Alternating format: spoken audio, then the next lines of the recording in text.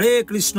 মোক্ষদা একাদশী ব্রত মাহাত্ম্য পাঠ ও শ্রবণ, সংকল্প ও পারণ মন্ত্র সহ। যুধিষ্ঠির বললেন, হে বিষ্ণু, আপনাকে আমি বন্দনা করি।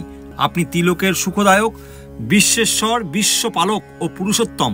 আমার একটি সংশয় আছে, অঘ্রাণ মাসের শুক্লাপক্ষের যে একাদশী, তার নাম কি, বিধি বা কি, ও কোন দেবতা এই একাদশীতে পূজিত হন, তা আমায় বলুন।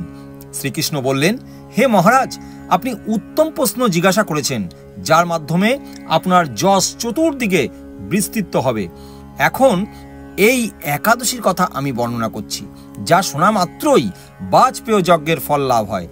অঘ্রাণ মাসের শুক্লপক্ষের এই একাদশী মোক্ষদা নামে পরিচিত, সর্বপাপ নাশিনী ও ব্রতের মধ্যে সর্বশ্রেষ্ঠ। এই একাদশীর দেবতা শ্রী দামোদর। তুলসী মঞ্জুরি, ধূপ, দীপ ইত্যাদি উপচারে শাস্ত্রবিধি অনুসারে শ্রী দামোদরের পূজা করতে হবে। পূর্ব বর্ণিত বিধি অনুসারে দশমী ও একাদশী পালন করতে হবে।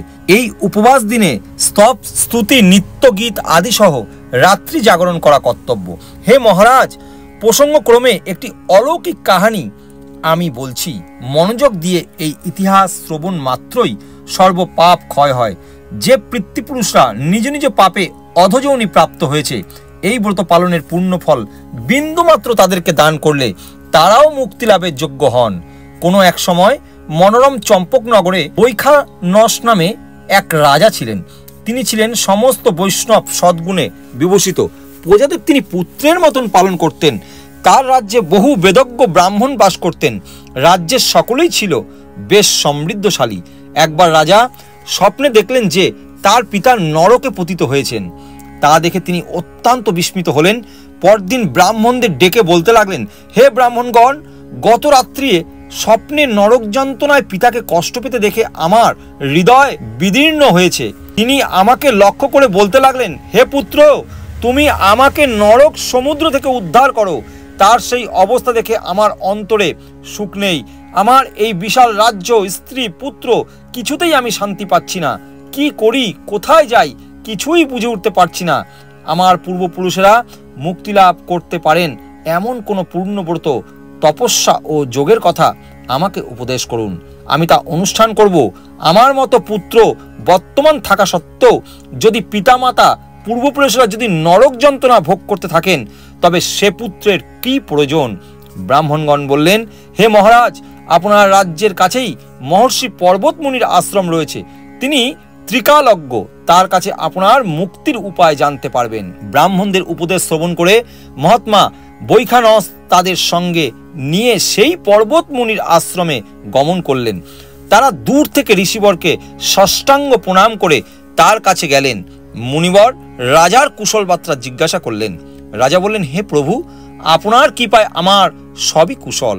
তবে আমি একদিন স্বপ্নযোগে পিতার নরক যন্ত্রণা ও কাতর আর্তনাদ শুনে অত্যন্ত দুঃখিত ও চিন্তাগ্রস্ত হয়েছি। হে ঋষিবর, কোন পুণ্যের ফলে তিনি সেই দুর্দশা থেকে মুক্তি পাবেন, তার উপায় জানতেই আপনার শরণাগত হয়েছি। রাজার কথা শুনে পর্বতমুনি কিছুক্ষণ ধ্যানস্থ হয়ে বললেন, হে মহারাজ, পূর্বজন্মে তোমার পিতা অত্যন্ত কামচারী হওয়ায় তার এরকম অধোগতি লাভ হয়েছে। এখন এই পাপ থেকে মুক্তির উপায় বর্ণনা করছি। অঘ্রাণ মাসের শুক্লা পক্ষের মোক্ষদা একাদশী পালন করে সেই পূর্ণ ফল পিতাকে প্রদান করো। সেই পূর্ণ প্রভাবে তোমার পিতার মুক্তি লাভ হবে। মুনির কথা শোনার পর রাজা নিজ গৃহে ফিরে এলেন। সেই পবিত্র তিথির আবির্ভাবে তিনি স্ত্রী, পুত্রাদি সহ যথাবিধি মোক্ষদা একাদশী ব্রত পালন করলেন। ব্রতের পূর্ণ ফল পিতার উদ্দেশ্যে প্রদান করলেন। ওই পূর্ণফল দানের সঙ্গে সঙ্গে আকাশ থেকে পুষ্পবৃষ্টি হতে লাগলো। হে পুত্র, তোমার মঙ্গল হোক।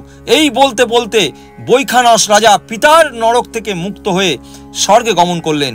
হে মহারাজ যুধিষ্ঠির, যে ব্যক্তি এই মঙ্গলদায়িনী মোক্ষদা একাদশী ব্রত পালন করে, তার সমস্ত পাপ বিনষ্ট হয় এবং মৃত্যুর পর মুক্তি লাভ করে।